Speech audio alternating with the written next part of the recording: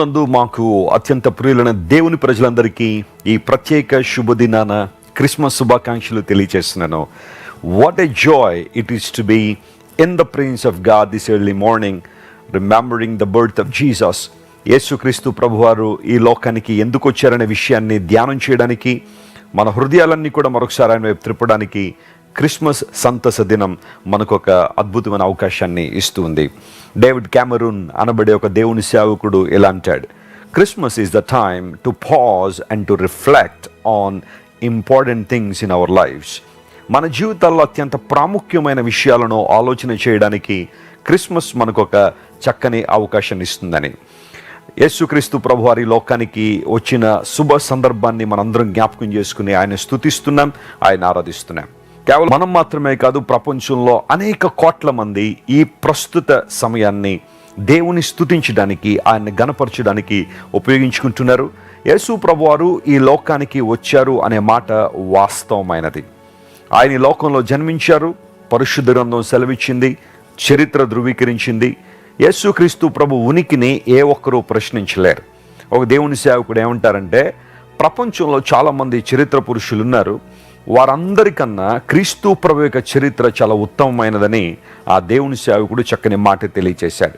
యేసుక్రీస్తు ప్రభు వారు ఈ లోకానికి దిగి వచ్చి మనందరికీ ఆత్మరక్షణను, శాంతి, సంతోషాలను, సమాధానాలను ఆయన అనుగ్రహిస్తున్నారు. ఈరోజు మీరంతా కూడా సంతోషంగా ఉండాలని, ప్రభువులో మీరందరూ ఎదగాలని, ఆధ్యాత్మికంగా మరొక మెట్టులోనికి మీరు రావాలని మనస్ఫూర్తిగా నేను ఆశిస్తున్నాను. క్రిస్మస్ అనేది మనం ఆచార సంబంధంగా జరుపుకోవట్లేదు. జాగ్రత్త వినండి, ఆత్మ సంబంధంగా క్రిస్మస్ను జరుపుకోవడం ఎప్పుడూ కూడా ఆశీర్వాదకరమే. ఆచార సంబంధమైన క్రిస్మస్ల్లో ఎక్కువ లోక సంబంధమైన విషయాలు లేదా దేవుణ్ణి ప్రక్కన పెట్టి ప్రభు యొక్క ఆరాధన ప్రక్కన పెట్టి చేసే కార్యక్రమాలు ఉంటాయేమో కానీ, నిజమైన క్రిస్మస్ని ఎవరు సెలబ్రేట్ చేసుకుంటారంటే యేసుక్రీస్తు ప్రభుని మనస్ఫూర్తిగా హృదయాన్ని తెరిచి, ప్రభువా నీవు ఈ లోకానికి నా కోసం దిగి వచ్చావు, నన్ను విమోచించడానికి, పాప బానిసత్వం నుండి, బంధకాల నుంచి నన్ను విడుదల చేయడానికి, ఆధ్యాత్మికమైన అభివృద్ధిలోనికి నేను రావడానికి నా కోసం రిక్తునిగా చేయబడి లోకానికి వచ్చావు, అందుకు నీకు హృదయపూర్వకంగా కృతజ్ఞతాస్తుతులు చెల్లిస్తున్నానని ఎవరైతే ప్రభువును స్తుతిస్తారో, ఆరాధన చేస్తారో వారు నిజమైన క్రిస్మస్ను జరుపుకుంటున్నట్టు. అలాంటి క్రిస్మస్ మీరందరూ జరుపుకోవాలని ఆశిస్తూ క్రైస్ట్ వర్షిప్ సెంటర్ నుండి, జాన్ వెస్లీ ఇంటర్నేషనల్ మినిస్ట్రీస్ నుండి మరియు ఇంటర్నేషనల్ క్రిస్టియన్ లీగ్ నుండి మీ అందరికీ శుభాలు ప్రకటిస్తున్నాను. ఈరోజు వాగ్దానం కోసం కనిపెడుతున్నారు కదా, పరిశుద్ధ గ్రంథాలు తెరిచి లూకా సువార్త 2వ అధ్యాయము 10వ వచనాన్ని ఈరోజు వాగ్దానంగా మనం చదువుకుందాం. అయితే ఆ దూత, భయపడకుడి, ఇదిగో ప్రజలందరికీ కలుగబోవు మహా సంతోషకరమైన సువర్తమానము నేను మీకు తెలియచేయుచున్నాను. దూత ద్వారా పంపబడిన వర్తమానం చాలా విశిష్టమైన వర్తమానం. ఈ వర్తమానంలో మనం గ్రహించాల్సిన ఒక వాగ్దానం ఏంటంటే, భయపడొద్దు. ఎన్నో క్రిస్మస్లు నీ జీవితంలో దొర్లిపోతూనే ఉన్నాయి. ఎన్నో శుభ సందర్భాల భవిష్యత్తు నువ్వు ఎదుర్కొని ఉండొచ్చు. అయితే ఏదో రకమైన భయము ఇంకా నిన్ను పట్టి పీడిస్తుందేమో. ఈరోజు ఆ భయం నుండి దేవుడు నీకు విడుదలవ్వాలని ఆయన ఆశిస్తున్నాడు. నేనేదో మామూలుగా మాట్లాడుతూ ఈ మాట చెప్పట్లేదు. దేవుడు ఖచ్చితంగా నీ పట్ల ఉన్నతమైన ప్రణాళిక కలిగి ఉన్నారు. ఆ ప్రణాళిక ఏంటంటే నీ భయము నుండి నిన్ను విడుదల చేయాలని. ఈరోజు ఉదయాన్నే లేస్తూ కూడా ఏదో రకమైన భయంతో నువ్వు కృంగదీయబడ్డావేమో, భయంతో అల్లాడిపోతున్నావేమో, నీ భవిష్యత్తు గురించిన భయం నిన్ను అతి తీవ్రంగా వేధిస్తుందేమో. ఏమోనండి, ఏం జరుగుద్దో నాకు తెలియట్లేదు, నా భవిష్యత్తు ఏంటో నాకు అర్థం కావట్లేదు, లేదా రేపటి దినాన్ని ఏం జరుగుతుందన్న భయం నన్ను వెంటాడుతుందని అనేక ప్రశ్నలతో ఈ ఉదయకాలం కూడా నువ్వు లేచి ఉన్నావేమో. దేవుడు నీతోనే సూటిగా మాట్లాడుతున్నాడు. పరిశుద్ధాత్మ దేవుడు నీ హృదయాన్ని రేపుతున్నాడు. ఆయన నీవు భయపడాల్సిన పని లేదు. యేసుక్రీస్తు ప్రభు ఈ లోకానికి వచ్చిన అనేక కారణాల్లో ఒకటి, మనలో ఉన్న భయాన్ని రూపుమాపి ఉన్నతమైన ఆశీర్వాదాలు మనకి ఇవ్వాలని ఆయన ఆశిస్తున్నాడు. లేఖనాలు మనం గమనిస్తుంటే మనుషులు భయపడే సందర్భాలు చాలా ఉన్నాయి. కొన్ని సందర్భాల్లో మన పరిస్థితి ఎలా ఉంటుంది అంటే, భయకారణం లేని చోట కూడా భయపడే పరిస్థితి వచ్చేసింది. అయితే దేవదేవుడి లోకానికి మనందరి కోసం దిగి వచ్చి మన హృదయాల్లో, మన కుటుంబాల్లో ఉన్న ప్రతి భయాన్ని తొలగించాలని ఆయన ఆశిస్తున్నాడు. మీరు భయపడకండి. పరిశుద్ధ గ్రంథంలో ఎన్నో చోట్ల ఈ వాగ్దానాన్ని మనం చూస్తున్నాం. ఎందుకు మనం భయపడకూడదు అంటే, నీకు ఒక సువర్తమానము ప్రకటించబడుతుంది. ఆ వర్తమానం ఏంటంటే, దావీదు పట్టణములో నేడు రక్షకుడు మీ కొరకు పుట్టి ఉన్నాడు. యేసు ప్రభు వారు ఈ లోకానికి వచ్చి మనందరి పాపముల నుండి మనల్ని విడుదల చేయాలని ఆశించారు. లేఖనాలు ధృవీకరిస్తున్న సత్యం ఏంటంటే, ఆయన మన కొరకు పుట్టాడని. ఈ మాట చదివిన ప్రతిసారి నేను చాలా ప్రభువును స్తుతిస్తాను. యేసుక్రీస్తు ప్రభు ఏది చేసినా మన కోసం చేశారు, ఆయన మన నిమిత్తం చేశారు. ఆయన జాగ్రత్త వినండి, ఆయన పుట్టింది మన కోసం, ఆయన అద్భుతమైన బోధలు చేసింది మన కోసం, ఆయన సిలువలో మరణించింది మనందరి కోసం, మరణాన్ని జయించి తిరిగి లేచింది మన కోసం, మరలా తిరిగి రానున్నది కూడా మన కోసమే. ఎంత గొప్ప దేవుడిని మనం ఆరాధన చేస్తున్నాం. నువ్వు ఆరాధించే దేవుడు నీతో చాలా సన్నిహితంగా ఉండాలని, నీతో ఒక సత్సంబంధాన్ని కలిగి ఉండాలని ఆయన ఆశిస్తున్నారు. క్రీస్తు ప్రభుతో సహవాసం చేయడం నేర్చుకున్నవాడు ఈ లోకంలో దేనికి భయపడడు. చాలాసార్లు అపవాది మనల్ని భయపెట్టాలని ఏదో రకమైన తొందరపాటు, కలవరాన్ని మనలోని తీసుకొస్తూ ఉంటాడు. ఏదేదో అయిపోతుంది అన్నట్టుగా మనల్ని తీవ్ర నిరుత్సాహంలో తీసుకెళ్తూ ఉంటాడు. కానీ నీవు తెలుసుకోవాల్సిన సత్యం ఏంటంటే, నీ రక్షకుడు నిన్ను ప్రేమించే దేవుడు, నిన్నుగా ప్రేమిస్తున్న దేవుడు ఈ లోకానికి దిగి వచ్చి నీలో ఉన్న ప్రతి భయాన్ని రూపుమాపడానికి ఆయన ఇష్టపడుతున్నాడు. పౌలు మహాశయుడు హెబ్రీలకు రాస్తూ అంటాడు 2వ అధ్యాయంలో, మరణ భయము నుండి మనలందరినీ విడిపించడానికి యేసు ప్రభు ఈ లోకానికి వచ్చారని. చాలా మందిలో బహుశా మరణ భయం ఉందేమో, పానిక్ అటాక్స్ గుండా నువ్వు వెళ్తున్నావేమో, ప్రతి చిన్న విషయానికి భయపడుతూ నేను చచ్చిపోతానేమో, మరణం నన్ను కబళిస్తుందేమో, ఏ పని చేస్తున్నా మరణం నన్ను వెంటాడుతుందేమో, ఈరోజే నేను చనిపోతానేమో, లేదా ఈ వ్యాధితోనే నేను చనిపోతానేమో అనే భయంతో ఒకవేళ నువ్వు బ్రతుకుతుంటే, యేసు ప్రభు వారి లోకానికి వచ్చింది నీలో ఉన్న భయాన్ని తీసివేయడానికి. నీ జీవం యేసుక్రీస్తు ప్రభు దగ్గర సురక్షితంగా ఉంది. నువ్వు భయపడాల్సిన అవసరం లేదు. బ్రతికినంతకాలం దేవుని కోసం బ్రతకాలి. నా మట్టుకైతే బ్రతుకుట క్రీస్తే అని పౌలు మహాశయుడు చెప్పినట్టుగా ప్రభు కోసం బ్రతుకుదాం. ఏనాడైనా ఈ భూమి మీద మన జీవితాన్ని ముగిస్తే నిత్య జీవాన్ని ఆల్రెడీ దేవుడు మనకు వరముగా అనుగ్రహించాడు, గిఫ్ట్గా ఆయన ఇచ్చాడు. పాపం వలన వచ్చే జీతం మరణం. అయితే యేసుక్రీస్తు ప్రభునందు మనందరికీ ఒక వరము ఇవ్వబడింది. అదేనంటే నిత్య జీవము. రోమా 6:23లో ఆ మాట మనం చూస్తాం. ప్రభు యొక్క జీవము మరియు నిత్య జీవము మనకు అనుగ్రహించబడుతుంది. కాబట్టి మనం భయపడాల్సిన అవసరం లేదు. ధైర్యంగా నిలబడదాం, దేవుని కోసం బ్రతుకుదాం.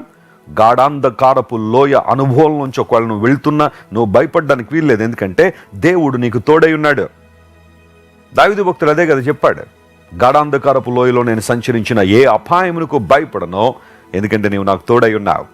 ఇమ్మాన్యుయల్ అనే మాట, కన్యక గర్భవతి కుమారుని కన్నును అతనికి ఇమ్మాన్యుయల్ అని పేరు పెడతారు. యెషయా 7:14లో చెప్పబడిన ఆ ప్రవచనం యేసుక్రీస్తు ప్రభు జీవితంలో స్పష్టంగా నెరవేరింది. ఆయన మనకు తోడుగా ఉండడానికి లోకానికి వచ్చారు. నువ్వు భయపడొద్దు. అందరూ నిన్ను వదిలిపెట్టేశారని, నీ మీద నిందలేస్తున్నారని, ఒంటరివాడిగా ఒంటరిదానిగా నిన్ను నిశ్చేష్టులుగా చేసేసి వదిలిపెట్టేసి నువ్వు బాధపడాల్సిన అవసరం లేదు.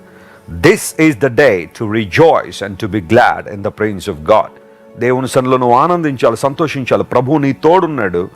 ఆయన నీతో ఉండువాడు కనుక, నిన్ను నడిపించువాడు కనుక ఆయన వైపు నువ్వు చూడగలిగితే అసాధారణమైన అద్భుతాలు నువ్వు చూస్తావు. ఈ వాగ్దానాన్ని ఈరోజు క్లెయిమ్ చేస్తూ ప్రభు వైపు చూస్తూ, ప్రభువా నాలో ఉన్న భయాన్ని తొలగించడానికి లోకానికి వచ్చామని మనస్ఫూర్తిగా దేవుని స్తుతించండి. నిజమైన క్రిస్మస్ మీరు జరుపుకుంటారు. అలాంటి కృప దేవుడు మీకు దయచేయును గాక. ఆమేన్. విశ్వాసికి ప్రతిరోజు క్రిస్మసే. యేసు ప్రభు పుట్టుకను, ఆయన జన్మను ఈ ఒక్కరోజు మాత్రమే తలంచుకుని మిగతా రోజులు మర్చిపోవాలన్న ఉద్దేశం కాదు. We keep remembering the birth of Jesus every day in our lives. అలాంటి ఆధ్యాత్మిక స్థితిలో మనందరం ఉండాలని దేవుడు ఆశిస్తున్నాడు. అయితే ప్రపంచవ్యాప్తంగా ఉన్న దేవుని బిడ్డలందరూ కూడా ఒక రోజును యేసుక్రీస్తు ప్రభు యొక్క పుట్టుక దినాన్ని జ్ఞాపకం చేసుకోవడానికి ఏర్పాటు చేసి అందరూ కూడా ఆత్మలో ఆనందిస్తున్నారు, సంతోషిస్తున్నారు. అందును బట్టి మనం ప్రభువుని స్తుతింపబద్ధులమై ఉన్నాం.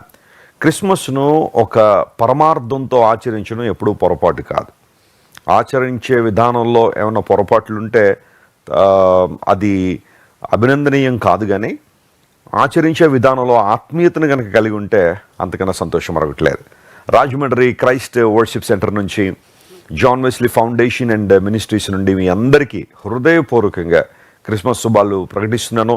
ప్రాముఖ్యంగా మా తల్లిదండ్రులు అపోస్టల్ జోసెఫ్ విజయ్ కుమార్ గారు, శ్రీమతి సత్య విజయ్ కుమార్ గారు, నా కుటుంబం బ్లెస్సీ వెస్లీ గారు, ధన్య నిత్య ప్రశస్త, మేమందరం కలిసి మీకు హృదయపూర్వకంగా క్రిస్మస్ శుభాకాంక్షలు తెలియజేస్తున్నాము. మీరందరూ సంతోషంగా ఉండాలని, ఎల్లప్పుడూ దేవునిలో ఆనందించేవారుగా ఉండాలని, దేవునిలో మీరందరూ అభివృద్ధి పొందేవారుగా ఉండాలని పట్టుదలగా మీకోసం ప్రార్థన చేస్తున్నాను. దేవుని ఆధ్యాత్మిక దీవెనలు, పరసంబంధమైన దీవెనలు మీ మీద సమృద్ధిగా కుమ్మరించబడడం ద్వారా దేవుని రాజ్య ప్రణాళికలలో మీరు వాడబడాలని. ఒక వ్యక్తికి నిజమైన ఆశీర్వాదం ఎప్పుడు వస్తుంది, లేదా నిజమైన ఆశీర్వాదాన్ని ఆ వ్యక్తి కలిగి ఉన్నాడు అని ఎప్పుడు చెప్పగలమంటే, దేవుని ప్రణాళికలలో ఆ వ్యక్తి వాడబడుతున్నప్పుడు. దేవునికి ఒక ప్రణాళిక ఉంది కదా, comprehensive plan of God, eternal plan of God. దేవునికి ఒక శాశ్వత ప్రణాళిక ఈ విశ్వాన్ని గురించి, ప్రపంచాన్ని గురించి, మనందరి గురించి. ఎవరైతే తమ జీవితాలను సంపూర్ణంగా ప్రభువుకు సమర్పించుకుంటారో, 100% సబ్మిషన్ ఎక్కడైతే ఉంటుందో, దేవుడు వారిని అమితానందంతో, ఒక మాటలో చెప్పాలంటే ఆయన ఎంత ఆనందపడిపోతాడో తెలియదు, ఆయన వారిని తన ప్రణాళికల్లో పాలిభాగస్తులుగా వాడుకుంటారు. You take anybody in the Bible. మీరు బైబిల్లో దేవుని చేతిలో బలంగా వాడబడిన వారందరినీ మీరు తీసుకోండి. వారి గత జీవితాలు ఎంత భయంకరమైనప్పటికీ కూడా, వారి గత జీవితాలు ఎంత లోకానుసారంగా ఉన్నప్పటికీ కూడా, దేవుని దగ్గరికి వచ్చిన తర్వాత వారి జీవితాలను దేవుడు ప్రభావవంతంగా, సమర్థవంతంగా దేవుడు వారిని వాడుకున్నాడు. ఒకవేళ ఈరోజు నీ గతాన్ని గురించి నువ్వు ఏదైనా భయపడుతున్నావా? నీ గత జీవితాన్ని బట్టి కృంగిపోతున్నావా? నీ బ్యాక్గ్రౌండ్ బట్టి ఏడుస్తున్నావా? యేసుక్రీస్తు ప్రభు దగ్గరికి నువ్వు వచ్చినప్పుడు నీ జీవితాన్ని ఆయనకు అప్పగించిన ఆ క్షణం నుండి నీ జీవితంలో స్పిరిచువల్ డెవలప్మెంట్ అనేది స్టార్ట్ అవుద్ది. స్పిరిచువల్ డెవలప్మెంట్ అంటే అర్థం ఏంటో తెలుసా? నువ్వు దేవుని ప్రణాళికల్లో పాలిభాగస్తుడు అవుతావు. దేవుడు నిన్ను వాడుకుంటాడు. నిజమైన ఆశీర్వాదం అంటే కార్లు, బంగ్లాలు, పొలాలు, భూములు ఇవన్నీ కలిగి ఉండడం మాత్రమే కాదు. చాలామంది ఆశీర్వాదం అంటే అవే అనుకుంటారు. నిజమైన ఆశీర్వాదం అంటే ఏంటో తెలుసా? దేవుని ప్రణాళికల్లో వాడబడ్డాం. క్రిస్మస్ మనకు నేర్పించే పాఠం అదే. మరే జీవితాన్ని మీరు ఒకసారి తీసుకోండి. ఆమె దేవుని ప్రణాళికకు తన జీవితాన్ని సంపూర్ణంగా అప్పగించుకుంది. And take the life of Joseph as well. యోసేఫ్ జీవితాన్ని పరిశీలన చేయండి. ఒక విషయాన్ని యాక్సెప్ట్ చేయడం తనకు చాలా కష్టమైనప్పటికీ కూడా, బికాజ్ హీ సేస్, దేవుడు చెప్పాడు కాబట్టి, ప్రభు అతన్ని గైడ్ చేశాడు కాబట్టి, జోసెఫ్ తన జీవితాన్ని సంపూర్ణంగా ప్రభు చేతిలో పెట్టాడు, దేవునికి సరెండర్ అయ్యాడు. It's all about surrendering your self to God. ఇలాంటి క్రిస్మస్లు నీ జీవితంలో ఎన్నున్నప్పటికీ కూడా, నీ జీవితాన్ని ప్రభువుకు అప్పగించకపోతే, సంపూర్ణంగా ఆయనకు అప్పగించకపోతే, సబ్మిట్ చేయకపోతే, ఇలాంటి క్రిస్మస్లు ఎన్ని జరుపుకున్నా బహుశా వాటి ద్వారా అంత పెద్ద ప్రయోజనం ఉండదేమో కదా. ఈరోజు పరిశుద్ధాత్మ దేవుడు మనందరితో మాట్లాడుతున్నాడు. మన బ్రతుకులను సంపూర్ణంగా దేవుని ప్రణాళికలకు సమర్పించుకుందాం. And coming to the point, Christmas is a universal festival. Christmas అనేది సార్వత్రిక పండుగ. ప్రపంచవ్యాప్తంగా అనేక దేశాల్లో, అనేక ప్రాంతాల్లో జరపబడుతున్న ఏకైక పండుగని చెప్పాలి. ఎందుకు అంటే, యేసుక్రీస్తు ప్రభువారు ఈ లోకానికి వచ్చింది ఒక జాతి కోసం కాదు, లేదా ఒక కులం కోసం కాదు, ఒక మతస్థుల కోసమే నేను ఈ లోకానికి వచ్చానని యేసు ప్రభు చెప్పలేదు. లేదా ఒక ప్రాంతానికి పరిమితమైన వారు మాత్రమే నన్ను ఆరాధించండి, మిగతా ప్రాంతం వాళ్ళు ఇంక మీ ఇష్టం, మీరు ఎలా పడితే అలా ఉండండి, మీకు ఇష్టమైన చేసుకుని మీ చేతులతో ఆరాధించండి అని యేసుప్రభు ఎక్కడ చెప్పలేదు. ఆయన అందరి వాడు గనుక, అందరికీ దేవుడు గనుక, బైబిల్లో మీరు ఎక్కడ చూసినా ప్రతి సందర్భంలో కూడా యూనివర్సల్ ప్లాన్ అనేది కనబడుతుంది. దేవుడు అందరినీ చేరుకోవాలని.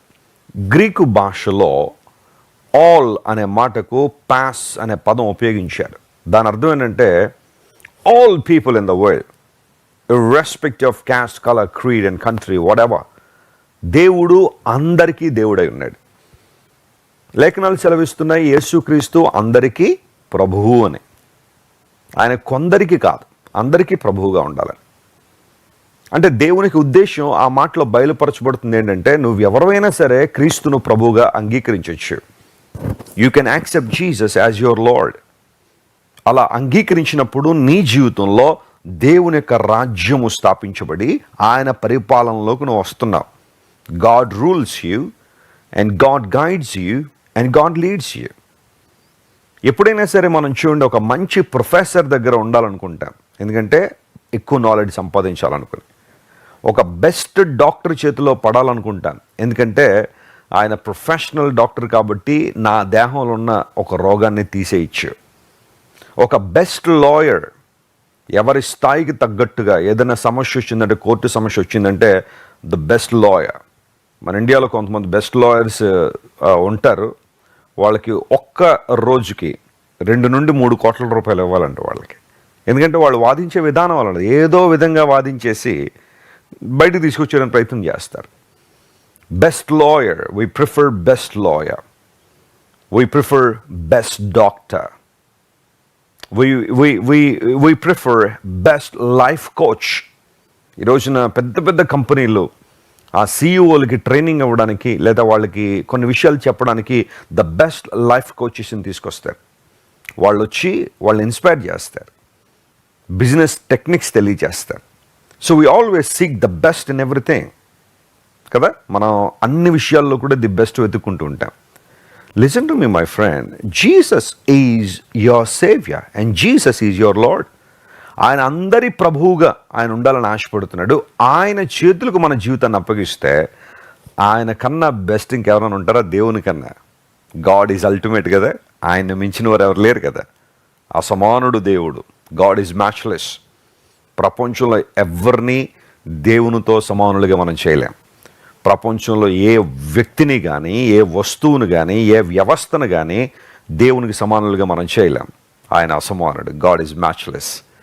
అలాంటి గొప్ప దేవునికి మన జీవితం సమర్పించుకుంటే ఆయన మనలను తన ప్రణాళికల కోసం నడిపిస్తూ ఉంటాడు. నమ్మటుకు నా జీవితాన్ని యేసుక్రీస్తు ప్రభువుకి నేను 10th క్లాస్ చదువుతున్న సమయంలో, అంటే నా 15వ సంవత్సరంలో నా జీవితాన్ని ప్రభు చేతిలో పెట్టేసి ఒకటే ప్రార్థన చేశాను, ప్రభువా నీ ప్రణాళికలలో పాలిభాగస్తుడిగా నన్ను చేయి ప్రభువా అని. అయితే రక్షణ పొందిన తర్వాత కొన్ని సందర్భాలను బట్టి, కొన్ని పరిస్థితులను బట్టి నా ప్లాన్స్లో నేను వెళ్ళిపోవాలని ఆశించాను. అంటే నేను దేవుణ్ణి వదిలేయాలని అయితే అనుకోలేదు. దేవుణ్ణి వెంబడిస్తూనే, బైబిల్ చదువుకుంటూనే, ప్రార్థన చేసుకుంటూనే, మందిరానికి వెళ్తూనే నేను సెక్యులర్ వరల్డ్ ఎక్కడైనా పనిచేసి డబ్బులు సంపాదించి నా తల్లిదండ్రులని లేదంటే వారికి స్పాన్సర్ చేయాలా, నా తల్లిదండ్రులకు సపోర్ట్ చేయాలా అన్న ఆలోచనలు ఉండేవాడిని. మరి ఇప్పుడు నేను దేవుని ప్రణాళికలు నా జీవితంలో నెరవేర్చు ప్రభు అని అడిగాను కాబట్టి దేవుడు తన ప్రణాళికలను బయలుపరచడం ప్రారంభించాడు. This is my plan for your life. నేను అన్నాను, ప్రభు అది ఎలా అవుతుంది నాయన, నా ఉద్దేశాలు నాకు ఉన్నాయి కదా, నా ఆలోచనలు నాకు ఉన్నాయి కదా. అయితే దేవుడు ఒక పరిస్థితిని మా జీవితంలో అనుమతించడం వలన 2001వ సంవత్సరంలో నేను సంపూర్ణంగా దేవుని చిత్తానికి లోబడి ఆయన ప్లాన్కి నా జీవితాన్ని అప్పగించేశాను. అప్పటి నుండి ఇప్పటి వరకు కూడా నో రిగ్రెట్స్.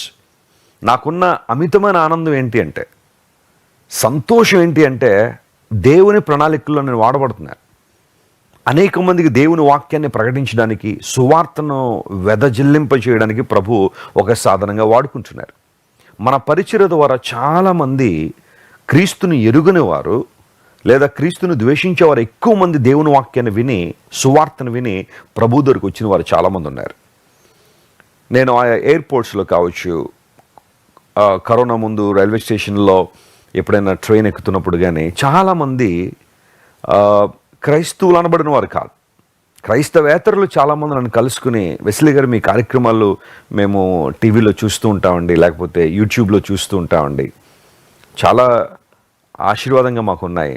నా భర్తకి ఇష్టం లేదు, లేదా నా భార్యకి ఇష్టం లేదు, యూట్యూబ్లో నేను అవకాశం ఉన్నప్పుడల్లా దేవుని వాక్యం వింటున్నాను. And we are expecting that God would do something great in our lives అని వాళ్ళు సాక్ష్యాలు చెబుతున్న ప్రతిసారి నేను ప్రభువును స్తుతిస్తాను, దేవుని గణపరుస్తాను. రాజమండ్రిలో ఒక డాక్టర్ గారు నాకు బాగా తెలుసు. ఆయన దేవుని వాక్యాన్ని వింటూ ఉంటారు, ఆయన దేవుని వాక్యాన్ని చదువుతూ ఉంటాడు. ఒక సందర్భంలో ఆయన నన్ను కలుసుకుని, వెస్లీ గారు మీ వాక్యాలు రోజు వింటానంటే నేను నమ్మలేకపోయినా. ఎందుకంటే ఆయనకున్న చాలా బిజీగా ఉంటారు, ఆయన ఎన్నో స్కెడ్యూల్స్ ఉంటాయి. డాక్టర్స్ మీలో చాలామంది తెలుసు. ఒకసారి మన ఆంధ్ర రాష్ట్రంలో ఒక ప్రాముఖ్యమైన ఒక ఆమె రాజకీయాల్లో ఉంటుంది. ఏదో ఒక సందర్భంలో ఆమె ఎదురు పడితే నేను ఆమెను పలకరించాలనుకుంటున్నాను. ఆమె నా దగ్గరికి వచ్చి, వెస్లీ గారు బాగున్నారండి. బాగున్నానండి, నా పేరు ఎలా తెలుసు మీకు అన్నాను. మీరు తెలియకపోవడం ఏంటంటే ప్రతిరోజు మీ కార్యక్రమాలు నేను చూస్తూ ఉంటాను, దేవుని వాక్యాన్ని వింటూ ఉంటాను అని ఆమె సాక్ష్యం చెప్పినప్పుడు నేను చాలా ప్రభువుని స్తుతించాను. అంటే దేవుని సువార్త దేవుడు ఎంతవరకు తీసుకెళ్తున్నాడని, సామాన్యుల దగ్గర నుండి సమాజంలో ఉన్నతమైన స్థితిలో ఉన్నారు అని అనిపించుకుంటున్న వారందరూ కూడా వాక్యాలు వింటూ దేవుని కృపను తెలుసుకుంటున్నారు, దేవుని ప్రేమను తెలుసుకుంటున్నారు, రక్షణ ప్రాముఖ్యంగా వెలువడుతున్న సందేశాన్ని వారు అర్థం చేసుకున్నారు. ఇది కాదా భాగ్యం అంటే, ఇది కాదా దీవెన అంటే? ఒకవేళ నా జీవితంలో దేవుని ప్రణాళికకు నా జీవితాన్ని అప్పగించుకుని నేను ఎక్కడెక్కడో కనుక ఉండుంటే మరి నా బ్రతుకు ఎలా ఉండేదో. కానీ దేవుని యొక్క చిత్తానికి లోబడి ఆయన రాజ్య విస్తరణలో నన్ను నేను సమర్పించుకోవడం ద్వారా ఈ రోజున ఎంతోమందికి ఒక విరవబడిన రొట్టె అది పంచబడినప్పుడు అనేక మందికి ఏ విధంగా దీవెనకరంగా ఉందో, ఒక విశ్వాసి దేవునికి సంపూర్ణంగా అప్పగించుకున్నప్పుడు ఆయన ముందు విరుస్తాడట. God breaks our lifes. ఎందుకు అంటే మనలను నాశనం చేసేయాలని కాదు, మనల్ని నిరుపయోగంగా చేసేయాలని కాదు. కానీ వెన్ గాడ్ బ్రేక్స్ ఇట్, ఆయన విరిచినప్పుడు కొంచెం పెయిన్ ఉంటుంది. ఎందుకు దేవుడు ఇలా చేస్తున్నాడు అనుకుంటాం. కానీ God would like to multiply you by breaking. దేవుడు నిన్ను నన్ను విరవడం ద్వారా ఆయన మల్టిప్లై చేయాలనుకుంటాడు. క్రిస్మస్ మనకు బోధించే పాఠం ఇదే కదా. మరియ ఎంతగా విరవబడి ఉంటుంది. ఆమెకు ఒక వార్త వచ్చినప్పుడు దూత అయితే శుభవార్త అని చెప్పింది, శుభవచనం అని చెప్పింది. కానీ నిజంగా ఒక అన్మ్యారీడ్ గర్ల్, అంటే ప్రధానమైతే చేయబడింది ఆమె, అలాంటి ఆమెకు దూత చెప్పిన వార్త అంత ఈజీగా డైజెస్ట్ చేసుకునేది కాదు. నువ్వు గర్భవతి అయ్యావు, దేవుడు నీ నుండి ఉద్భవించబోతున్నాడు, పరిశుద్ధాత్మ శక్తి నిన్ను కమ్ముకుంటుంది గనుక అనే మాటలన్నీ చెప్పినప్పుడు ఇది ఎలా జరుగుద్ది? ఆ ఒక్క మాట దూత ద్వారా దేవుడు పంపించిన సందేశం మరియలో ఒక సంఘర్షణ ప్రారంభించబడి ఉండొచ్చు. కానీ మీరు జాగ్రత్తగా లేఖనం చదివితే లూకా సువార్త 1వ అధ్యాయం ఆ వచ్చిన భాగాలన్నీ చదువుకుంటూ మనం వెళ్తే చివరికి వచ్చేసరికి మరియ ఏమంటే తెలుసా? నీవు అన్నట్టే జరగాల. What ever you wish, what ever you plan, let it be done. నీ చిత్తం జరుగునుగాక, నీ ఇష్టం నెరవేరునుగాక. క్రిస్మస్లో మనం చేయాల్సిన పని అదే. It's not about celebration, it's all about submission. సమర్పించుకునే జీవితాన్ని అప్పగించు. నీ అవయవాలను దేవుని కార్యాల కోసం అప్పగించు. ప్రభువా, నా నోరు నీ మాటలు ప్రకటించాలి, నా చేతులు నీ పనులు చేయాలి ప్రభువా, నా తలంపులు నీ గురించి ఉండాలా, నేను నడిస్తే నీ కోసం, నీ సువార్త కోసం. అలాంటి సమర్పణలోనికి మనం రాగలిగితే ఎంత ఆశీర్వాదాలు మనం పొందుకుంటాం. ఒకవేళ ఈరోజు నీవు ఆంధ్ర తెలంగాణ రాష్ట్రాల్లో ఏ మూల నుండి లైవ్లో నువ్వు కనెక్ట్ అయినా, లేదా భారతదేశంలో అనేక ప్రాంతాల్లో లేదా ప్రపంచంలో అనేక చోట్ల ఈ లైవ్లో నువ్వు పాల్గొంటే దేవుడు నీతోనే మాట్లాడుతున్నాడు. If you are sitting in your house, మీ ఇంట్లో కూర్చుని ఒక్కడివే లేదంటే ఒక్కదానివే, నా బ్రతుకేంటి, నా జీవితం ఏంటి, నా భవిష్యత్తు ఏంటి, నేను ఎక్కడికి పోతున్నాను, దేవుడు అసలు ఎందుకు నన్ను రక్షించాడు, ఇంకా నా కుటుంబస్తులు చాలామంది రక్షణ పొందలేదు, దేవుడు ఎందుకు నన్ను రక్షించాడు, ఆయన ఉద్దేశం ఏంటి, ఆయన ప్రణాళికలు ఏంటని ఆలోచన చేస్తూ కూర్చున్నావా? ఈ ఉదయకాల సమయంలో నువ్వు లేచినప్పుడు కూడా ఎన్నో ప్రశ్నలు నీలో తిరుగుతున్నాయా? సహోదరుడు, దేవుడు నీతోనే మాట్లాడుతున్నాడు. సహోదరి వినో, ప్రభు నీతోనే మాట్లాడుతున్నాడు. You belong to Christ. నువ్వు దేవునికి చెందినదానవు, నువ్వు దేవునికి చెందినవాడవు. ఆయన ఉద్దేశాలు నీలో నెరవేర్చాలనే దేవుడు ఆశిస్తున్నాడు. ఆయన ప్రణాళికలు చాలా గొప్పవి. క్రిస్మస్ అనేది విశ్వవ్యాప్తకమైన సార్వత్రిక పండుగ. అందరూ కూడా ప్రభువుని ఆరాధించినట్లుగా అందరికీ దేవుడు ఆయన. గొర్రెల కాపరులు రాత్రివేళ తమ మందను కాచుకుంటున్నప్పుడు దేవుని దూత వారి మధ్య నిలిచినప్పుడు, గొప్ప వెలుగు ప్రకాశించినప్పుడు వారు భయపడ్డారట. వెలుగొస్తే ఎందుకు భయపడాలి? చీకట్లో కదా భయం ఉంటుంది, వెలుగులో ఎందుకు భయపడాలి? అప్పుడప్పుడు అనిపిస్తూ ఉంటుంది ఈ రోజుల్లో మానవుడు భయపడాల్సిన వాటికి భయపడటం లేదు, కానీ భయపడకూడని వాటికి ఏమవుతున్నాడు? భయపడుతున్నాడు. ఇది వస్తున్న ప్రాబ్లం. నిజంగా భయపడాల్సిన వాటికి భయపడలేదు, కానీ భయపడకూడని వాటికి భయపడుతున్నాడు. రాత్రి వేళ వారు మందలు కాసుకుంటున్నప్పుడు భయపడాలి, కానీ వెలుగొస్తే ఎందుకు భయపడ్డారు? సంథింగ్ అమేజింగ్ లైట్, ఒక అద్భుతమైన వెలుగు వారిని కమ్ముకున్నప్పుడు, అరే చీకట్లో ఉన్నాం ఇప్పటిదాకా, వెలుగు వచ్చింది అని సంతోషించాల్సిన వారు వెలుగుకి ఎందుకు భయపడ్డారు? దేవుని దూత వారికి చెబుతున్న వర్తమానం ఇదే. మహా సంతోషకరమైన సువర్తమానము నేను మీకు తెలియజేస్తున్నా. ఈ వర్తమానం ఎవరికి అంటే ప్రజలందరికీ. Note that point. ప్రజలందరికీ. యేసుక్రీస్తు అందరికీ దేవుడు, ప్రజలందరికీ అనే మాట ఇక్కడ మనం చూస్తున్నాం.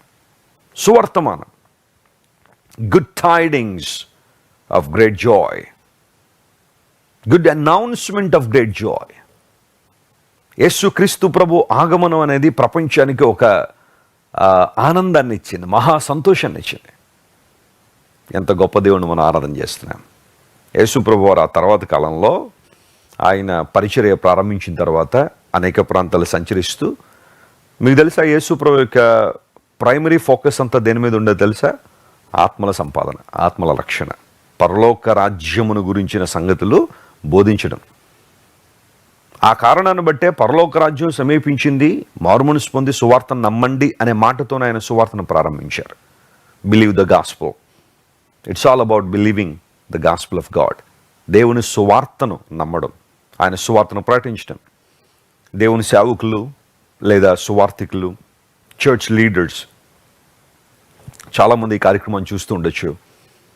Listen to me my dear brothers and sisters working in the same vineyard. దేవుని యొక్క పొలములో, దేవుని యొక్క తోటలో పనిచేస్తున్న మీ అందరికీ నేను ఇచ్చే మంచి సలహా ఏంటంటే, ఈ క్రిస్మస్ సందర్భంలో let us preach the gospel. దేవుని సువార్తను ప్రకటిద్దాం. సువార్తను మినహాయించి, సువార్తను ప్రక్కన పెట్టేసి మనం చేసే ఏ పని ద్వారా కూడా బహుశా దేవునికి మహిమ రాకపోవచ్చేమో. నువ్వు ఏది చేసినా దానిలో ప్రభు సువార్తను, ఆయన మాటలను, ఆయన ప్రేమను లోకానికి చాటి చెప్పగలిగితే అంతకన్నా సంతోషం మరొకట్లేదు. ఈ రోజుల్లో సువార్త కనుమరుగైపోతుంది. సువార్తను ప్రక్కన పెట్టేస్తున్నారు. వ్యర్థ సిద్ధాంతాలు మెయిన్ టేబుల్ మీదకి వచ్చేసాయి, బల్లల మీదకి వచ్చేసాయి. డిబేట్లు, వ్యర్థమైన వాగ్వాదాలు, విపరీత వాదాలు, ఇలాంటివన్నీ తీసుకొచ్చేసి అదే వాక్యం అనుకుంటున్నారు చాలామంది. అదేంటో కొంతమందికి అలాంటివంటే దురద చెవులు ఉన్నట్టుగా అలాంటివి ఎక్కువ మంది చూసేవాళ్ళు. విమర్శనాత్మకమైన పరిస్థితులు, హద్దులు దాటి నోరు జారి మాట్లాడడం, బూతులు మాట్లాడడం, బాడీ షేమింగ్లు చేసేవాళ్ళు, సేవకులు మాట్లాడకూడని మాటలన్నీ కూడా మాట్లాడడం, తిట్టడాలు, ఇలాంటివన్నీ ప్రసంగాల్లో ఉంటేనే కొంతమందికి అవి ఎక్కుతున్నాయి. Stop doing that. ఆపేసండి అలాంటివి. సువార్తను వినండి, సువార్తను ప్రకటించండి, సువార్తలుగా బ్రతకండి. అది దేవుడు మనకు నేర్పిస్తున్న పాఠం. అది జీసస్ ప్రీచ్ ద గాస్పెల్. దేవుని సువార్తను ఆయన అందించారు. పరలోక రాజ్యాన్ని గురించిన వివరాలు తెలియజేశారు. ఇటర్నల్ లైఫ్ గురించి ఆయన మాట్లాడారు. అంత మాత్రం కాకుండా మీరందరూ కూడా సువార్తను నమ్మండి, బిలీవ్ చేయండి. ఆయన సువార్త ప్రకటన ప్రారంభించిన తర్వాత ప్రపంచాన్ని ఆయన దగ్గరకు రమ్మని ఆహ్వానించారు. ఆయన దేవుడు కాబట్టి. యేసు ప్రభు దేవుడు అనే విషయం మీకు తెలుసు కదా. బైబిల్ నిర్ద్వందంగా, without any second thought, without any hesitation, the Bible tells us that Jesus is God. యేసు ప్రభు దేవుడు అని బైబిల్ చాలా స్పష్టంగా తెలియజేస్తుంది. According to Bible we worship one God he exists in 3 persons. దేవుడు ఒక్కడై ఉన్నాడు. ఆయన తన ప్రత్యక్షతలను ముగ్గురుగా మనకు అనుగ్రహించారు. తండ్రి అయిన దేవుడు, కుమారుడైన దేవుడు, పరిశుద్ధాత్మ దేవుడు. This is what we believe. Trinity అంటాం కదా. ట్రినిటీ అనే మాట ఎగ్జాక్ట్గా బైబిల్లో కనబడకపోయినా ఆ కాంపోనెంట్స్ అనేవి బైబిల్లో మనం చూస్తాం. ఆది కాండం నుండి ప్రకటనల వరకు త్రియేక దేవుని యొక్క ఉనికి బైబిల్లో ఉంది. సో దేవుని బిడ్డలుగా మనం వి బిలీవ్ ఇన్ ట్రినిటీ. తండ్రి, కుమార, పరిశుద్ధాత్మ దేవుడు కదా. యేసుక్రీస్తు ప్రభువారు దేవుడు కాబట్టి ఆయన అనేక మందిని తన దగ్గరికి ఆహ్వానించారు. ఆహ్వానించి ఆయన చెప్పిన మాట ఏంటో తెలుసా? ప్రయాసపడి భారం మోసుకుంటున్న సమస్త జనులారా నా యొద్దకు రండి, నేను మీకు విశ్రాంతి కలుగజేతును అన్నాడు ఆయన. సమస్త జనులారా అన్నాడా, లేదా ఇశ్రాయేలు దేశపు వారులారా అన్నాడా? ఐగుప్తులు వారు మాత్రమే రండి అన్నాడా? భారతీయులు మాత్రమే రండి అన్నాడా? అమెరికా వాళ్ళు మాత్రమే రండి అని దేవుడు అన్నాడా? దేవుడు ఇప్పుడు ఆ మాట వాడ్డు. ఆయన పిలిచేది ప్రతి ఒక్కరినై ఉంటుంది. God calls every one. Because మనందరం ఆయన రూపంలో, ఆయన పోలికలో చేయబడి పాపం ద్వారా దారి తొలగిపోయి నిత్యనాశనమునికి వెళ్ళిపోతున్నాం కాబట్టి దేవుడు పిలిస్తే అందరినీ పిలుస్తాడు ఆయన. ఒకవేళ ఆయన కొందరినే పిలిచి కొంతమందిని ఆయన వదిలిపెట్టాడంటే ఆయనలో పక్షపాతం ఉన్నట్టే. కానీ దేవుడు ప్రతి ఒక్కరిని పిలుస్తాడు. రండి, అందరు రండి. ఎవరు వస్తే ఆయన మాటకు లోబడి ఎవరైతే వస్తారో అలాంటి వారందరికీ ఆయన దీవెనిస్తాడు. యేసు ప్రభు అందరి కోసం ఈ లోకానికి వచ్చాడు. ప్రాముఖ్యంగా నీ కోసం, నా కోసం ఈ లోకానికి దిగి వచ్చిన దేవుడు ఆయన. Christmas is a universal festival. ఆ తర్వాత క్రిస్మస్ గురించి మనం ఆలోచన చేస్తే ఇట్స్ ఎ హిస్టారికల్ ఫెస్టివల్. ఇది చారిత్రాత్మకమైన పండుగ. ఇది చరిత్రను ఆధారం చేసుకున్న పండుగ.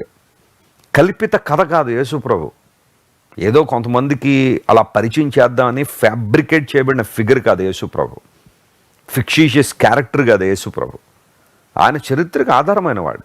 ఫర్ ఎగ్జాంపుల్ లూకాసు సువార్త 2వ అధ్యాయం 1వ వచనం మనం చదివితే ఆ మాట ఇలా ఉంటుంది చూడండి. లూకాసు సువార్త 2వ అధ్యాయం 1వ వచనంలో, ఆ దినములలో సర్వలోకమునకు ప్రజాసంఖ్య రాయవలనని కైసరు ఆగుస్తు వలన ఆజ్ఞ ఆయను. చూడండి అక్కడ ఇంగ్లీష్లో there went out a decree from Caesar Augustus. ఆ తర్వాత మరొక వ్యక్తి పేరు కూడా ఆ సందర్భంలో వాడబడింది. ఆ పేరు ఏంటంటే కురేనియు, సిరియా దేశానికి అధిపతిగా ఉన్నప్పుడు.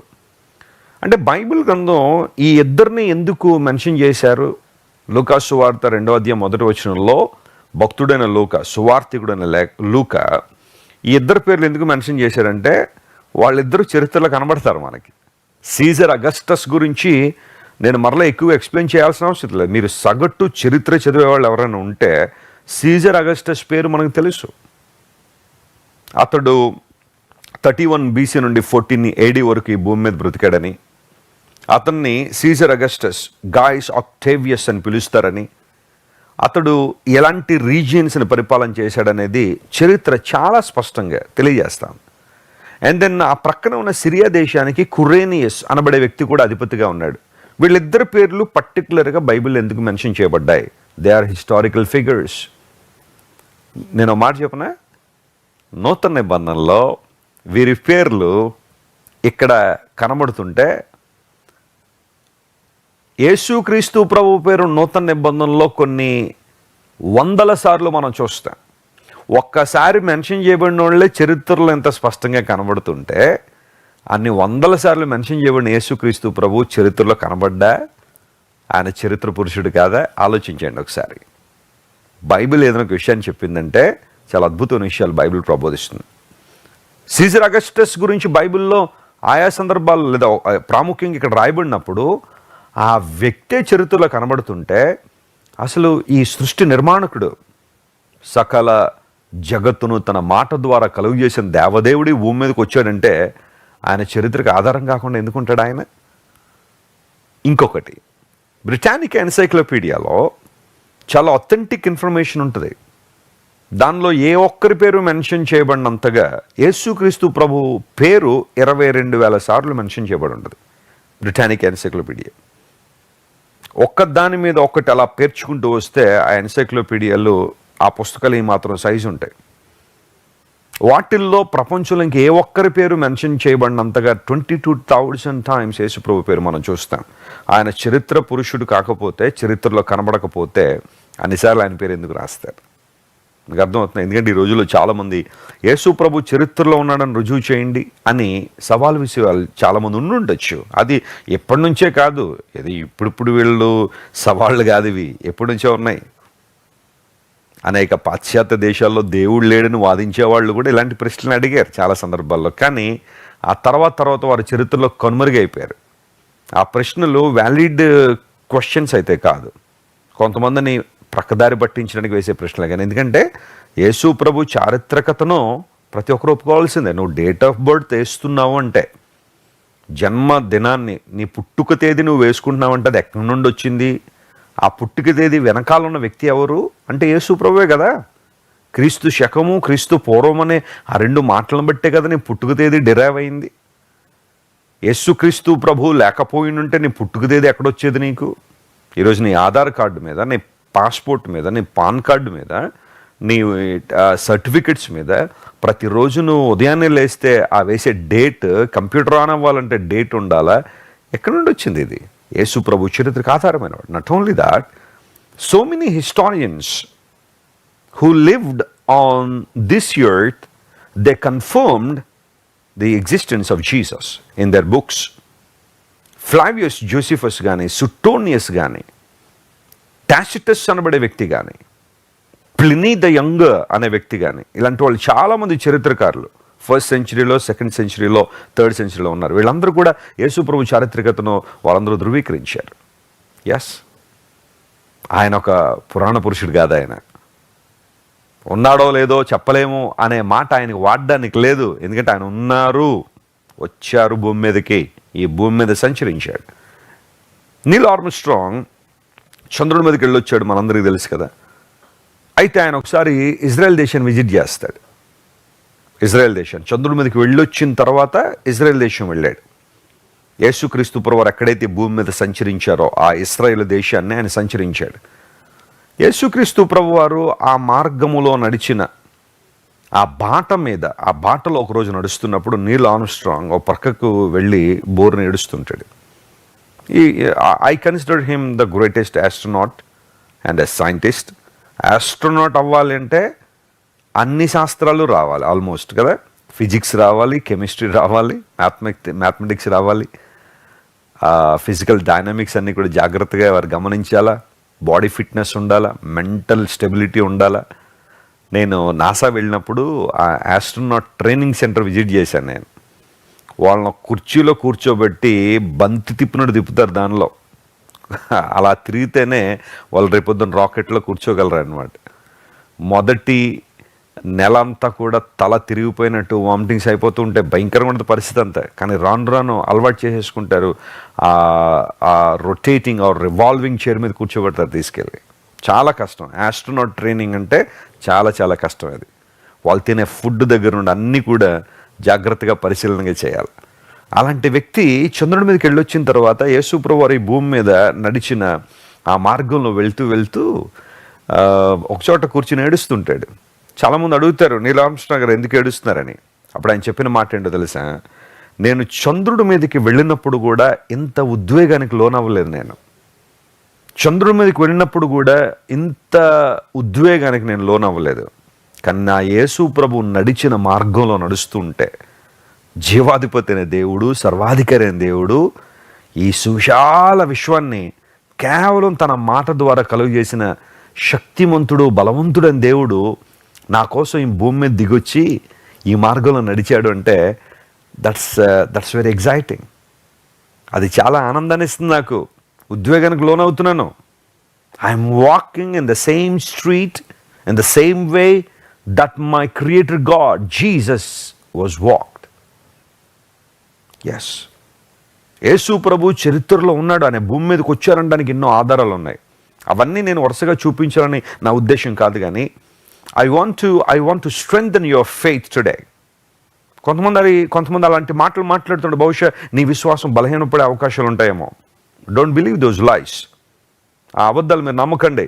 యేసుప్రభు చరిత్రలో లేడు అని ఇప్పుడు వచ్చి ఏదో నోటుకొచ్చినట్టు కెమెరా ఉంది కదా అని చెప్పి, ఫేస్బుక్ అకౌంట్ ఉంది కదా అని చెప్పి, యూట్యూబ్లో అకౌంట్ ఉంది కదా అని చెప్పి చెప్పేస్తుంటే అలాంటి నమ్మాల్సిన అవసరం లేదు. యేసుప్రభు చరిత్రలో ఉన్నాడని తలపండిన శాస్త్రవేత్తలు గొప్ప వారు అనేకమంది ధృవీకరించి, చరిత్రకారులు ధృవీకరించి ఎన్నో విషయాలు చరిత్రలో కళ్ళ ముందు అలా కనబడుతుంటే ఎవడో వచ్చి యేసుప్రభు ఎక్కడున్నాడో చూపించానంటే అది హాస్యాస్పదమే కానీ వాస్తవం అయితే కాదు.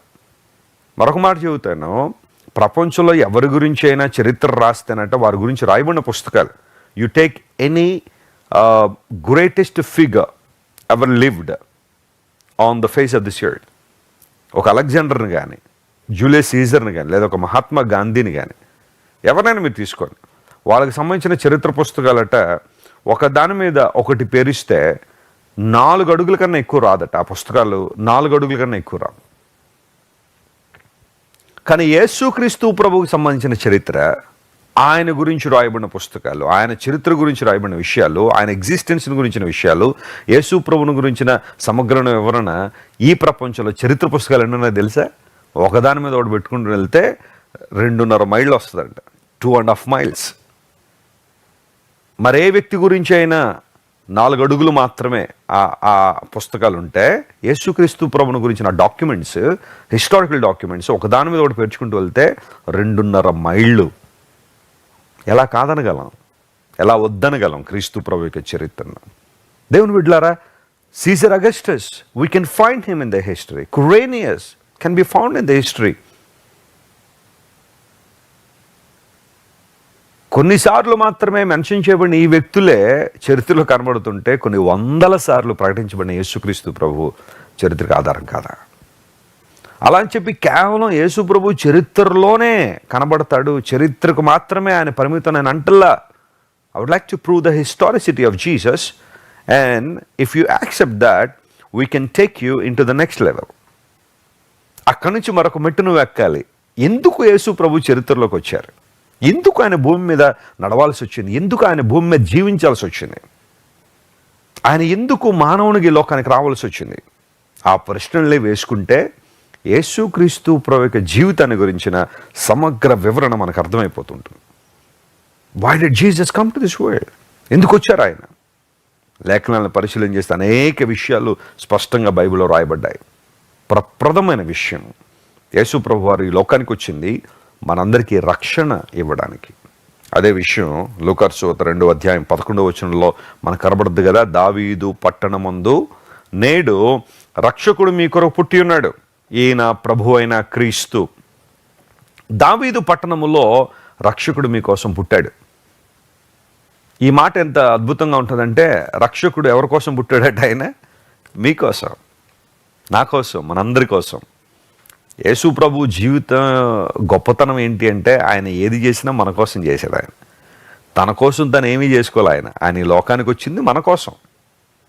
ఆయన ఏదో పేరు ప్రఖ్యాతులు సాధించాలనో, పూలదండలు వేయించుకోవాలనో, సన్మాన సభలు ఏర్పాటు చేసుకోవాలనో, లేదా ఆయన అవార్డులు రివార్డులు, ఈ రోజుల్లో అవార్డులు రివార్డుల కోసం విపరీతంగా పరుగులు పెట్టేవాళ్ళు చాలామంది ఉన్నారు.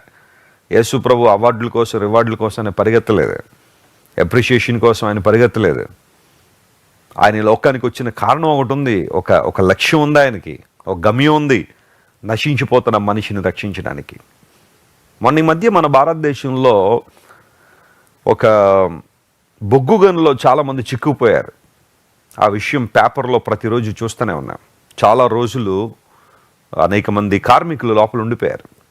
వారిని బయటికి తీసుకురావడానికి కొంతమంది ప్రపంచ ప్రఖ్యాతిగాంచిన వ్యక్తులను పట్టుకొచ్చారు. ఎందుకు తీసుకురావాలి వాళ్ళని? ఇది మన వల్ల కాలేదు అన్నప్పుడు, మన వల్ల అవ్వట్లేదు అన్నప్పుడు దాన్ని చేయగల సమర్థుడు ఎవరున్నారు? చేయగల సమర్థుడు ఎవరున్నారు? వెతుకుతాడు మనిషి. ఆయన రావాలా. వచ్చారు కొంతమంది, జాగ్రత్తగా ప్లాన్ చేశారు, వాళ్ళందరినీ బయటికి తీసుకొచ్చారు. And everybody was so happy. ఎందుకు సమర్థవంతుడైన వ్యక్తి కావాలి అంటే, ఆ ఫీల్డ్లో, ఆ రంగంలో నిష్ణాతులైన వారు, వాటి మీద రీసెర్చ్లు చేసిన వాళ్ళు, ఎంతో అనుభవం ఉన్న వ్యక్తులను తీసుకురావడం ద్వారా చాలా ఈజీగా వారిని బయటికి తీసుకురాగలిగారు. మానవుని రక్షించడానికి దేవుని కన్నా సమర్థవంతుడు ఇంకెవరైనా భూమి మీద ఉంటారా? పాపంలో కొట్టుకుపోతున్న మనిషి, పాప బంధకాల్లో ఉన్న మానవుడు, పాపము నుండి నన్ను విడిపించు అని ప్రార్థన చేసే మనిషికి విడుదలిచ్చేవారు ఎవరు? అసతోమా సద్గమయ, తమసోమా జ్యోతిర్గమయ, మృచోర్మామృతంగమయ. ఓ దేవా, నేను అసత్యములో ఉన్నాను, అందును బట్టి నన్ను సత్యములో నడిపించు నీ కృప ద్వారా. నేను వెలుగులోనికి రావాలని ఆశిస్తున్నాను, ఎందుకంటే నేను చీకట్లో ఉన్నాను. నాకు మరణం అంటే భయం వేస్తుంది, మృచోర్మ, నేను మరణంలో ఉన్నాను, నన్ను జీవంలో నడిపించని ప్రార్థన. ఒక మాట వినండి, ప్రపంచంలో భాషలు వేరు కావచ్చేమో, కానీ భావం మాత్రం ఒకటే. ఆ దేశం ఈ దేశం అని కాదు, ఆ జాతి ఈ జాతి అని, ప్రతి ఒక్కరిలో ఉన్న అంతర్లీనంగా ఉన్న ప్రార్థన ఇదే. O God lead me into reality, O God lead me into light, O God lead me into life.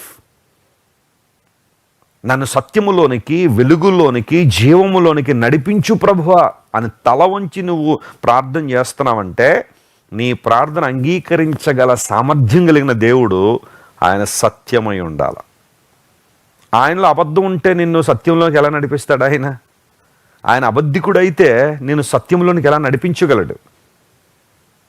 ఈతరాని ఒక వ్యక్తి నదిలో కొట్టుకుపోతుంటే మరొక ఈతరాని వ్యక్తి అతనితో ఉంటే, నీవు నన్ను కాపాడగలవా అంటే ఆయన ఏమంటాడు తెలుసా?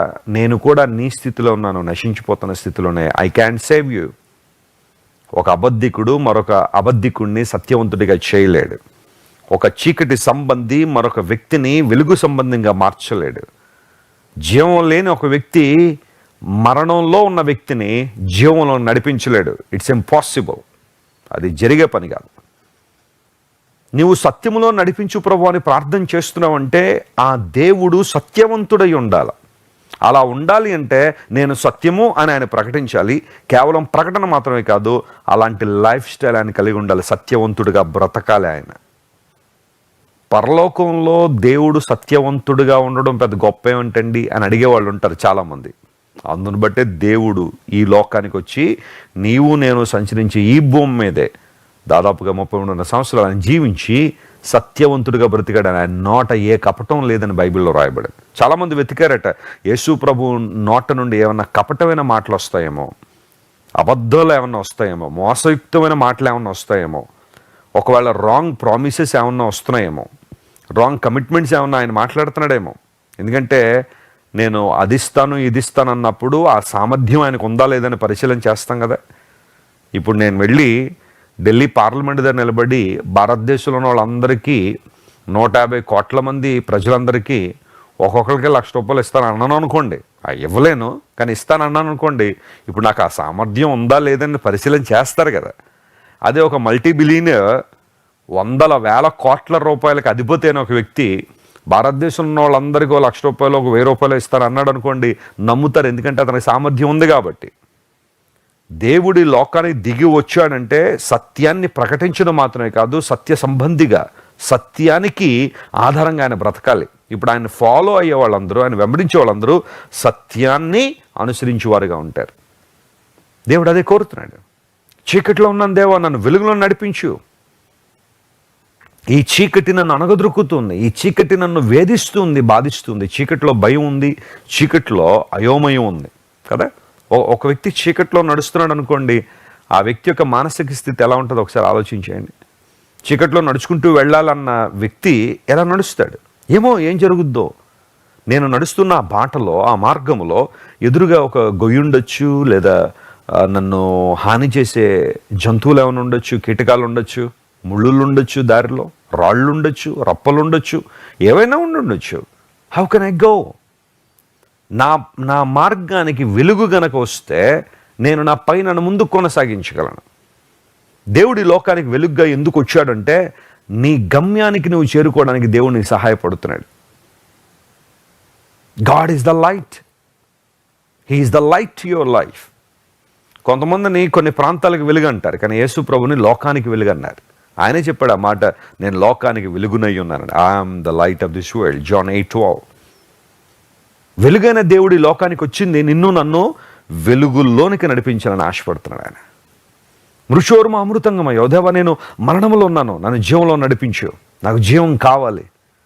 I don't want to die. నేను మరణములో ఉండిపోవాలని అనుకోవట్లేదు. నేను జీవపు మార్గములో నడుస్తూ నిత్య జీవంలోనికి ప్రవేశించాలని కోరుతున్నాను. ఇక్కడ జీవం అనే మాట, man is talking about eternal life. నిత్య జీవము, సదాకాలం ఉండే జీవం. ఈ జీవం కొంతకాలం ఉండి కనుమరుగైపోయేది కాదు. I want to have that eternal life. Since God is eternal, since God is everlasting, he is the only one who can lead you into eternal life. Do you know that? Jesus came to this world to give you eternal life freely. నిత్య జీవాన్ని ఉచితంగా. మనలో ఏ ఒక్కరి దగ్గర నిత్య జీవం కోసం దేవుడు డబ్బులు అడగలేదు, నీ బంగారాన్ని దేవుడు అడగలేదు, నీ భూములు దేవుడు అడగలేదు. ఆయన నిత్య జీవాన్ని ఉచితంగా నీకు నాకు ఇవ్వాలని, బై యాక్సెప్టింగ్ ద లార్డ్, ఆయన అంగీకరించడం ద్వారా నిత్య జీవితాన్ని ఇవ్వాలని ప్రభు ఆశిస్తున్నాడు. ఆయన మనం చేస్తున్న ప్రార్థనలకు జవాబుగా ఆయన ఉన్నారు. మనల్ని రక్షించడానికి లోకానికి వచ్చిన దేవుడు. దావీదు పట్టణంలో నేడు రక్షకుడు మీకోసం పుట్టాడు. ఎక్కడో ఆయన తెలియని ప్రాంతంలో పుట్టలేదన్న దావీదు పట్టణం, దట్స్ కాల్డ్ బెత్లెహేమ్. బెత్లెహేమ్ అనే ఆ గ్రామము యెరూషలేముకి ఒక 8 కిలోమీటర్ల దూరంలో ఉంటుంది. It's a historical place. Bethlehem యొక్క ఉనికిని ఎవరు కాదనలేరు కదా. And that was called as the city of David. David was also a historical figure. ఆ ప్రాంతంలో యేసు ప్రభు పుట్టాడు, మీకోసం జన్మించారు ఆయన బెత్లెహేమ్లో. కొన్నిసార్లు నేను ఆలోచన చేస్తుంటాను, ఎందుకు దేవుడు ఈ లోకానికి రావాలనుకున్నప్పుడు ఆయన బెత్లెహేమ్లోకి వచ్చారు. ఆయన రాజమండ్రిలో పుడితే బాగుండేది కదా, లేదా హైదరాబాద్లోనో, ఢిల్లీలోనో, సిడ్నీలోనో, న్యూయార్క్లోనో, లండన్లోనో, నెదర్లాండ్స్లోనో ఆయన ఈ ప్రాంతాల్లో ఎక్కడైనా జన్మించుంటే బాగుండేది కదా. Why did God choose Bethlehem to be born? ఈ భూమి మీదకి రావాలనుకున్నప్పుడు ఆయన బెత్లెహేమ్ని ఎందుకు కోరుకున్నాడు ఆయన? ఇప్పుడు మనం ఎక్కడ పుట్టాలనేది మన చేతుల్లో లేదు, కానీ దేవుడు ఎక్కడ పుట్టాలనుకుంటే అక్కడ పుట్టగలడు కదా. But why did he choose Bethlehem? ఆయన బెత్లెహేమ్ని ఎందుకు కోరుకున్నాడు? ఎప్పుడైనా ఆలోచన చేశారా? లేఖనాలను పరిశీలన చేస్తే బెత్లెహేములో యేసు ప్రభు వారు పుడతారని ప్రవచనం, ఒక ప్రాఫసీ 700 సంవత్సరాల పూర్వమే రిలీజ్ అయిపోయింది. ప్రవక్తల ద్వారా దేవుడు పలికించాడు. ఇవన్నీ ఏవో అకస్మాత్తుగా జరిగిపోయిన కార్యాలు కాదు. లేఖనాలను పఠిస్తే, స్క్రిప్చరల్ ఎవిడెన్సెస్ మనం చూస్తే, మెస్సాయా ఆయన బెత్లెహేములో జన్మిస్తారు అనే ప్రాఫసీ ప్రవక్తల నోటి ద్వారా రిలీజ్ చేయబడింది. మీరు మీకా గ్రంథం 5వ అధ్యాయం 2వ వచనం చదివితే యేసు ప్రభు బెత్లెహేములో పుడతారు అనే ఆ ప్రాఫసీ అక్కడ చాలా స్పష్టంగా రాయబడింది.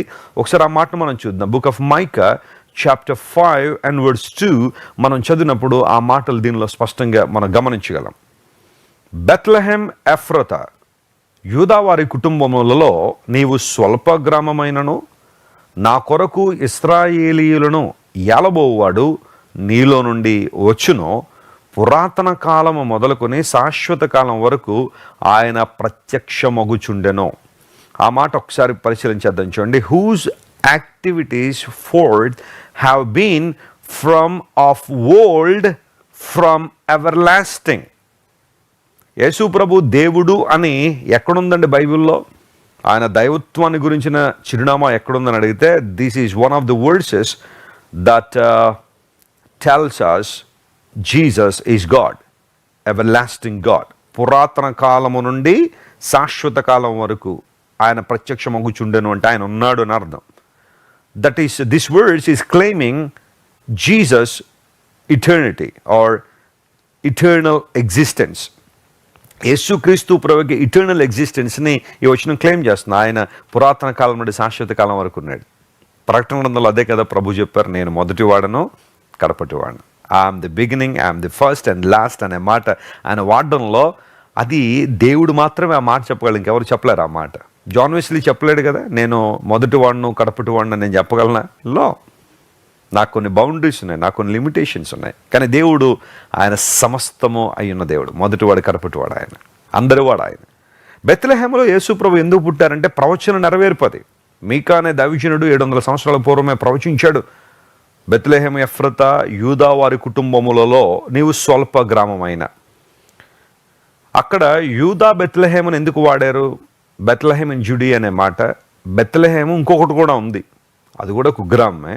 కానీ యూదావారి ప్రాంతంలో పడిన, యూదావారికి ఇవ్వబడిన ఆ స్వాస్థ్యంలో పడిన బెత్లెహేములో దేవుడు రాబోతున్నాడు. యోధా గోత్రపు సింహంగా, దావీదుకు చిగురుగా ఆ మాటలన్నీ నెరవేర్చబడాలంటే ఆయన బెత్లెహేములో ఆయన జన్మించాడు. ప్రవచనాలు తనలో నెరవేర్చుకున్న దేవుడు ఆయన. యేసుప్రభు ప్రవక్త కాదు ఆయన. చాలామంది తెలియక యేసుప్రభు ప్రవక్త, ఆయన మించిన ప్రవక్త ఇంకొక ఆయన ఉన్నాడు, ఇంకా ఆయన అల్టిమేట్, ఆయన చెప్పిందే వాస్తవం, ఇంకా ఆయన చెప్పింది ఇంకెవరు చెప్పలేదు అన్నట్టుగా యేసు ప్రభుని ఆయన స్థానాన్ని తగ్గించి మాట్లాడు చాలామంది ఉన్నారు.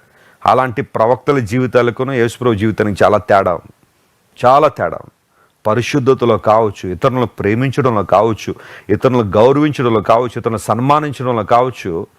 ఈ రోజున అనేక మంది ఆ ప్రవక్తల కన్నా యేసు ప్రభుని దిగదారుస్తున్న వారు గమనించాల్సింది ఆ ప్రవక్తల జీవితాన్ని, యేసు ప్రభు జీవితాన్ని ఒకసారి పరిశీలించండి, బేరీజ్ వేయండి, ఒకసారి ఆలోచించేయండి.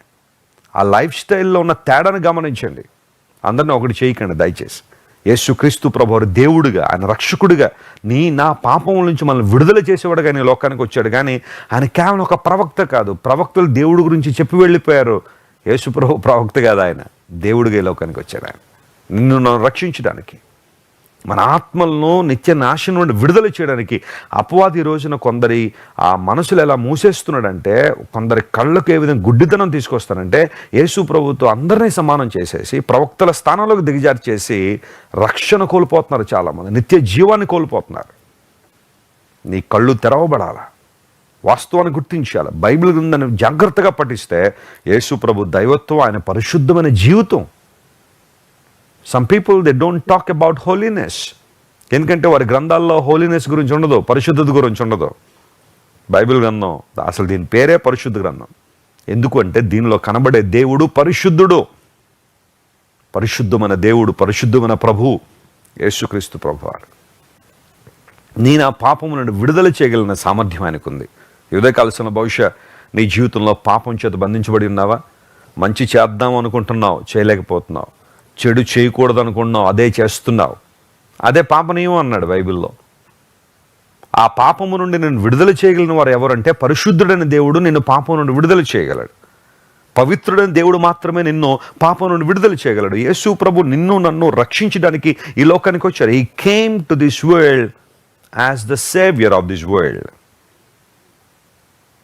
పౌలు జీవితాన్ని ఒక్కసారి పరిశీలన చేస్తే పౌలు మొదట్లో యేసు ప్రభువుని అస్సలు ఒప్పుకోలేదు. ఆయన దైవత్వాన్ని ఒప్పుకోలేదు. సగటు యూదుడుగా పౌలు క్రీస్తు ప్రభువుని అపరిమితంగా ద్వేషించాడు. సత్యాన్ని వ్యతిరేకించాడు. సత్యాన్ని అంగీకరించిన వారిని చిత్రహింసలకు గురి చేశాడు. వారిని చెరసాలలో వేసేసాడు. రోడ్ల మీద ఈడ్చుకుంటూ వెళ్ళిపోయాడు. అనేక మంది చావుకు సమ్మతించిన వాడు సౌలు. అంటే అతని హృదయంలో ఎంత ద్వేషం ఉంది అంటే యేసు ప్రభు మీద, ఇంకా ఆ ద్వేషాన్ని వర్ణించలేమేమో. అలాంటి భయంకర వ్యక్తి డమాస్కస్కు వెళ్తుండగా క్రీస్తు ప్రభు యొక్క దర్శనాన్ని చూశాడు. అది కల్లో కనబడడం, లేకపోతే కళ్ళు మూసుకుని ఉన్నప్పుడు కనబడడం కాదు. He had seen Jesus in a perfect way, in a realistic way. ప్రభువుని చూశాడు. అక్కడి నుంచి అతని జీవితంలో ట్రాన్స్ఫర్మేషన్ అనేది చాలా అద్భుతంగా స్టార్ట్ అయింది. అంతవరకు తను దేవుని బిడ్డనే అనుకున్నాడు. అంతవరకు నేను దేవుని సేవ చేస్తాను అనుకున్నాడు. కానీ వాస్తవం ఏంటో అర్థమైంది. క్రీస్తు ప్రభువుని తన జీవితంలోకి ఆహ్వానించిన తర్వాత పౌలు అన్నాడు, నాలో ఉన్నది క్రీస్తేనని, నేను క్రీస్తు నా యందు జీవిస్తున్నాడు అన్నాడు. ఒక మనిషిలో ఎవరు ఉండగలరు? దేవుడు మాత్రమే. క్రీస్తు ప్రభు స్థానం ఇచ్చిన పౌలు ప్రభు గురించి అనేక చోట్ల ప్రకటిస్తున్నప్పుడు ఆయన ప్రతి చోట తెలియచేసిన సత్యం ఏంటంటే యేసుక్రీస్తు ప్రభు యొక్క దైవత్వాన్ని గురించి మాట్లాడాడు. ఆయన పరిశుద్ధత గురించి పౌలు భక్తుడు మాట్లాడాడు. హెబ్రీయులకు రాసిన పత్రిక 7వ అధ్యాయం 26వ వచనం మనం చదివితే ఒక చక్కని విషయాన్ని పౌలు భక్తుడు అక్కడ ఒప్పుకోక తప్పలేదు. హిబ్రూ చాప్టర్ 7:26 పవిత్రుడును నిర్దోషియు నిష్కలమషుడు పాపులలో చేరక ప్రత్యేకంగా ఉన్నవాడును ఆకాశ మండలము కంటే మిక్కిలి హెచ్చైన వాడునైన ఇట్టి ప్రధాన యాజకుడు మనకు సరిపోయినవాడు. ఇట్టి ప్రధాన యాజకుడు మనకు సరిపోయినవాడు అనే మాట ప్రతి ఒక్కరు గమనించాలి. యేసు ప్రభు మనకు చాలినవాడు అని లేఖనం ధృవీకరిస్తూ ఉంది.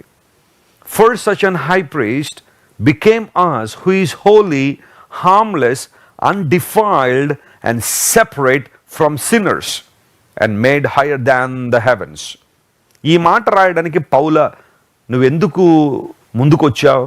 ఈ మాటను ముందు ఒప్పుకున్నాడా పౌలంటే? ఒప్పుకోలేదు. ఆయన పవిత్రుడు, నిర్దోషి, నిష్కలమషుడు.